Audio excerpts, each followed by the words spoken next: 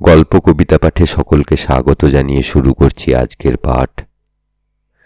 সৈয়দ মুজতবা আলীর দেশে বিদেশের দ্বাদশ পর্ব। ভোরের নমাজ শেষ হতেই সর্দারজি ভেঁপু বাজাতে আরম্ভ করলেন। ভাবগতিক দেখে মনে হলো তিনি মনস্থির করে ফেলেছেন আজ সন্ধেয় যে করেই হোক কাবুল পৌঁছবেন। বেতার সাহেবের দিলও খুব চাঙ্গা হয়ে উঠেছে। সর্দারজির সঙ্গে নানা রকম গল্প জুড়ে দিলেন ও আমাকে আফগানিস্তান সম্বন্ধে নানা কাজের খবর, নানা রঙিন গুজব বলে যেতে লাগলেন। তার কতটা সত্য, কতটা কল্পনা, কতটা ডাহা মিথ্যে বুঝবার মতো তথ্য আমার কাছে ছিল না। কাজেই একতরফা গল্প জমে উঠল ভালোই। তারই একটা বলতে গিয়ে ভূমিকা দিলেন। সামান্য জিনিস মানুষের সমস্ত জীবনের ধারা কিরকম অন্য পথে নিয়ে ফেলতে পারে শুনুন। প্রায় 30 বছর পূর্বে এই নিমলার বাগানেই জন 40 কয়েদি আর তাদের পাহারাওয়ালারা রাত কাটিয়ে সকালবেলা দেখে একজন কি করে পালিয়েছে। পাহারাওয়ালাদের মস্তকে বজ্রাঘাত। কাবুল থেকে যতগুলো কয়েদি নিয়ে বেরিয়েছিল, জলালাবাদে যদি সেই সংখ্যা না দেখাতে পারে তবে তাদের যে কি শাস্তি হতে পারে সে সম্বন্ধে তাদের আইন জ্ঞান বা পূর্ব অভিজ্ঞতা কিছুই ছিল না। কেউ বলল ফাঁসি দেবে, কেউ বলল গুলি করে মারবে, কেউ বলল জ্যান্ত শরীর থেকে টেনে টেনে চামড়া তুলে ফেলবে। জেল যে হবেই সে বিষয়ে কারো মনে কোনো সন্দেহ ছিল না। আর আফগান জেলের অবস্থা আর কেউ জানুক না জানুক তারা বিলক্ষণ জানত। একবার সে জেলে ঢুকলে সাধারণত কেউ আর বেরিয়ে আসে না। যদি আসে তবে সে ফায়ারিং স্কোয়াডের মুখোমুখি হতে, অথবা অন্যের স্কন্ধের উপর শোয়ার হয়ে, কফিনের ভিতর শুয়ে শুয়ে। আফগান জেল সম্বন্ধে তাই যেসব কথা শুনতে পাবেন তার বেশিরভাগই কল্পনা। মরা লোকে তো আর কথা কয় না।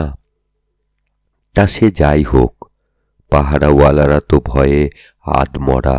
শেষটাই একজন বুদ্ধি বাতলালো যে রাস্তার যে কোনো একটা লোককে ধরে নিয়ে গোঁজামিল দিতে, পাছে অন্য লোকে জানতে পেরে যায়। তাই তারা তাড়াতাড়ি নিমলার বাগান ছেড়ে রাস্তায় বেরোলো।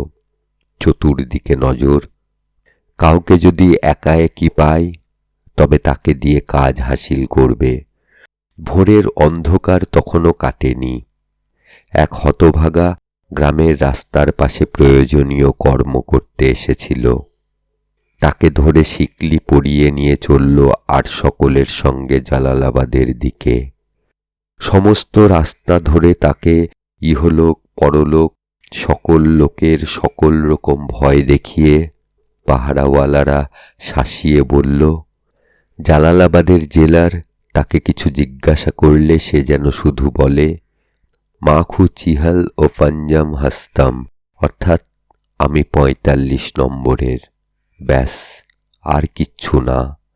লোকটা হয় আকাট মূর্খ ছিল, না হয় ভয় পেয়ে হতবুদ্ধি হয়ে গিয়েছিল, অথবা এও হতে পারে যে সে ভেবে নিয়েছিল যে যদি কোনো কয়েদি পালিয়ে যায় তবে সকলের পয়লা রাস্তায় যে সামনে পড়ে তাকেই সরকারি নম্বর পুড়িয়ে দিতে হয়।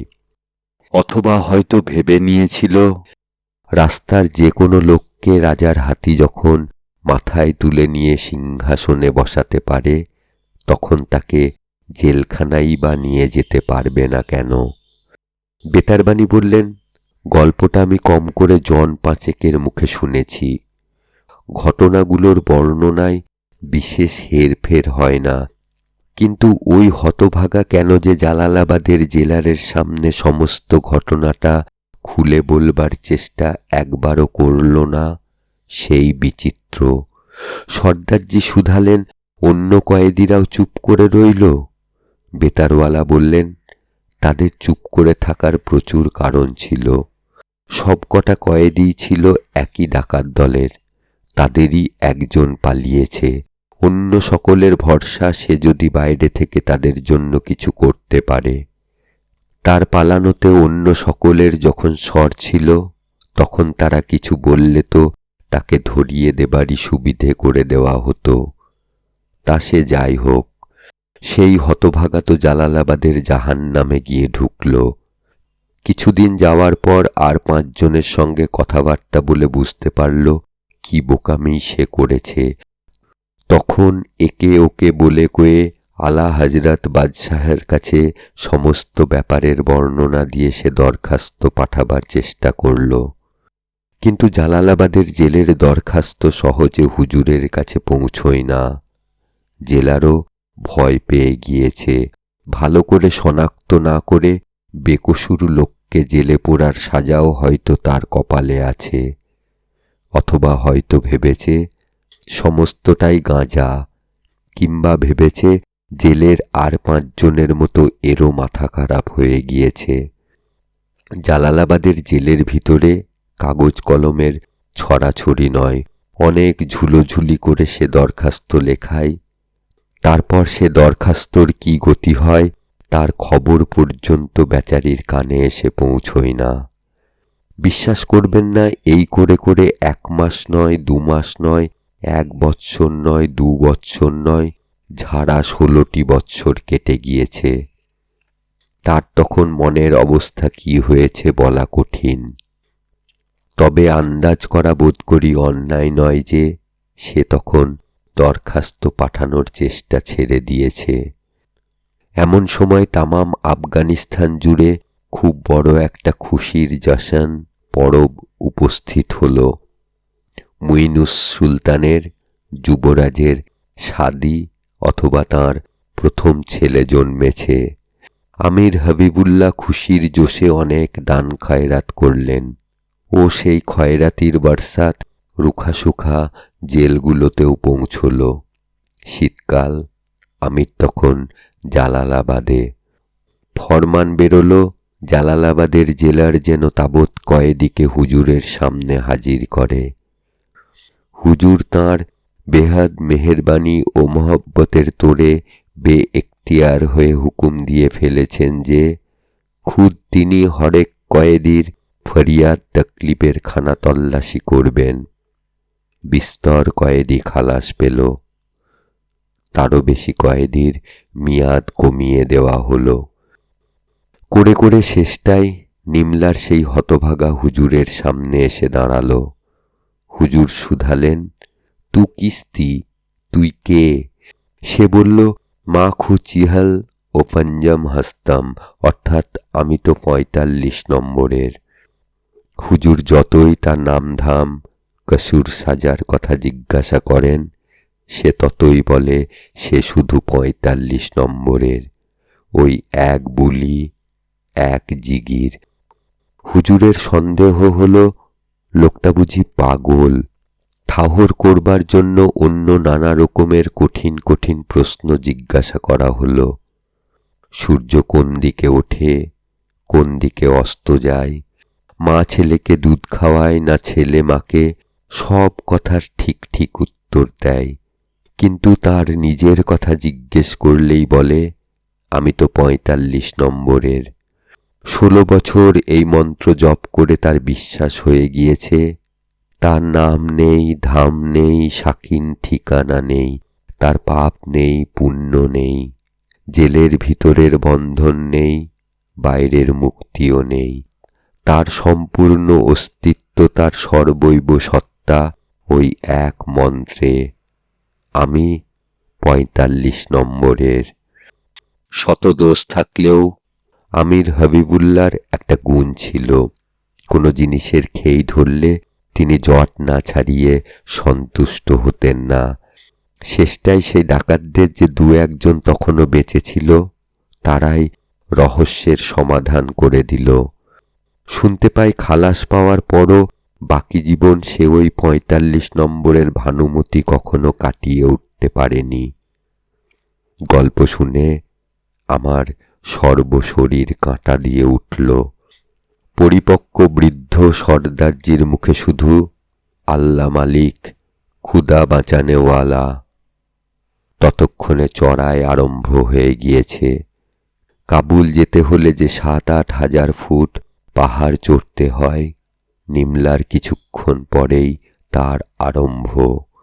সিলেট থেকে যারা শিলং গিয়েছেন, দেরাদুন থেকে মুসৌরি কিংবা মহাবালেশ্বরের কাছে পশ্চিমঘাট উত্তীর্ণ হয়েছেন, তাঁদের পক্ষে এরকম রাস্তার চুলের কাঁটার বাঁক, হাঁসুলি চাকের মোড় কিছু নতুন নয়।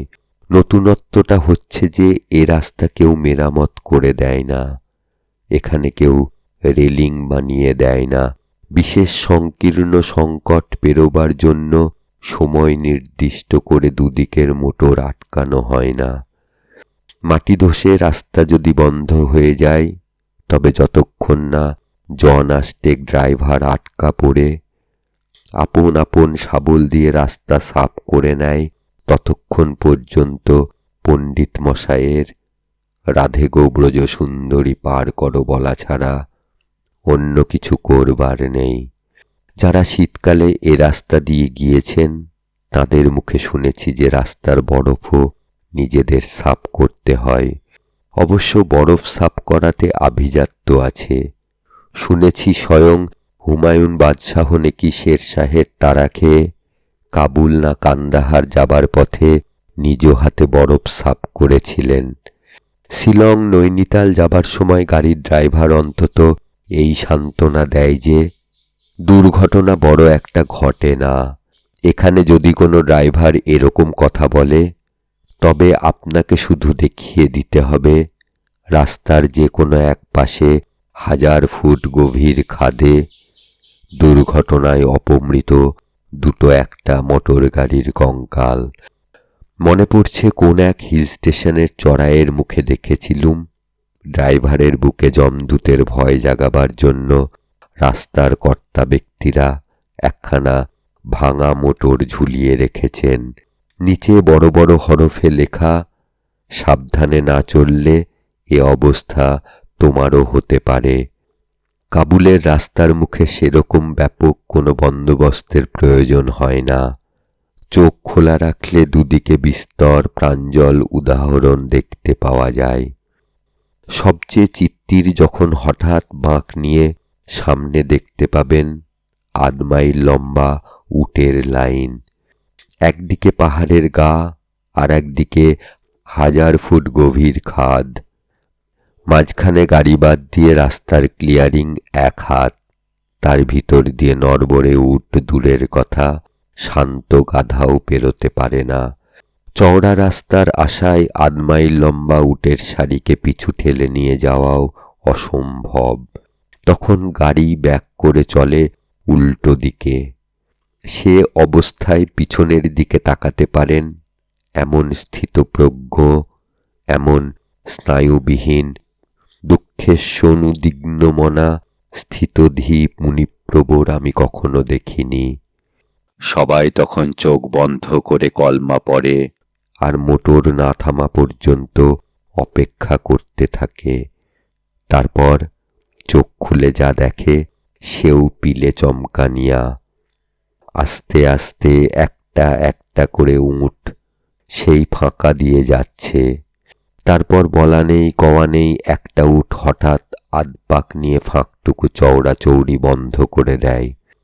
পিছনের উটগুলো সঙ্গে সঙ্গে না থেমে সমস্ত রাস্তা জুড়ে ঝামেলা লাগায়। স্রোতের জলে বাঁধ দিলে যেরকম জল চতুর্দিকে ছড়িয়ে পড়ে। যে উটটা রাস্তা বন্ধ করেছে তাকে তখন সোজা করে ফের এগিয়ে নিয়ে যাবার জন্য 5 লোক সামনে থেকে টানাটানি করে আর 20 পিছন থেকে চেঁচামেচি হইহল্লা লাগায়। অবস্থাটা তখন অনেকটা ছোট গলির ভিতর আনাড়ি ড্রাইভার মোটর ঘোরাতে গিয়ে আটকা পড়ে গেলে যেরকম হয়। পার্থক্য শুধু এইটুকু যে সেখানে 1000 ফুট গভীর খাদের ভয় নেই, আর আপনি হয়তো রকে বসে বিড়ি হাতে আন্ডা বাচ্চা নিয়ে গুষ্টি সুখ অনুভব করছেন। এই অবস্থায় যদি পিছন থেকে আর এক ষাঁড় উট এসে উপস্থিত হয়, তবে দটার সম্পূর্ণ খোলতাই হয়। 8 মাইল ধরে সমস্ত রাস্তা জুড়ে তখন ঢাকা দক্ষিণের মেলার গরুর হাট বসে যায়।